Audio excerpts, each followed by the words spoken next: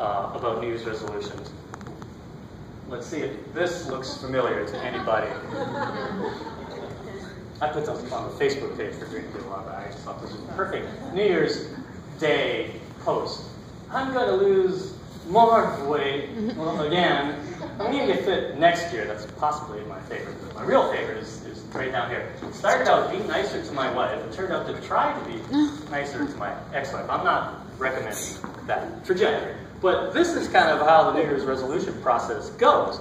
And my theory is that it's about passion versus obligation. So, people who know me, and there are a couple of you in the audience, I have issues with being on time.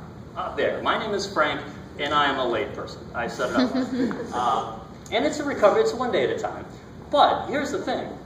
I've set that as a resolution in some form for about 20 years, to be honest.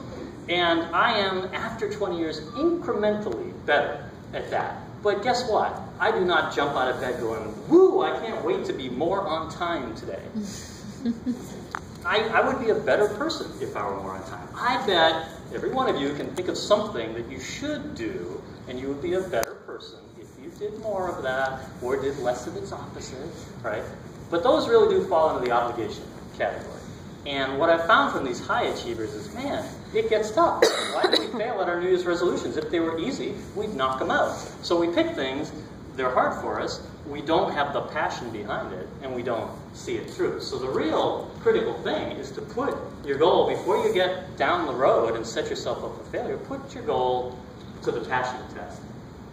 And one of my favorite stories, and it's been a while now, but it doesn't get any better than this, about pursuing your passion and amazing things can happen, is Mike Reg, who was a radio announcer here in town doing the morning news, in a horrible shift too, like 4:30 a.m., reporting the news on the radio. But you know what? He loved to write. He would write short stories, but he really loved movies. And so, you know, partly as a sanity thing, we all have our, you know, we go running and we do something for coping, right? He liked to write. And he loved movies.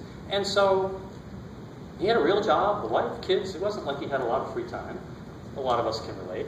But he made time for his passion, and every day he found time to write. What he didn't set out to do is become a Hollywood successful screenwriter. That's exactly what happened, and you may have seen some of his movies. Finding Forrester was a fabulous first movie. But that wasn't his goal. He didn't get up saying, I want to be famous and published in Hollywood. What he was doing was actually just pursuing his passion. And I'll share some of the steps he followed that ultimately led to this great success. But in the beginning, it was a very simple thing, which is recognizing where your passion lies. Because frankly, when it gets hard, and it always does, if you pick lofty goals, it will get hard.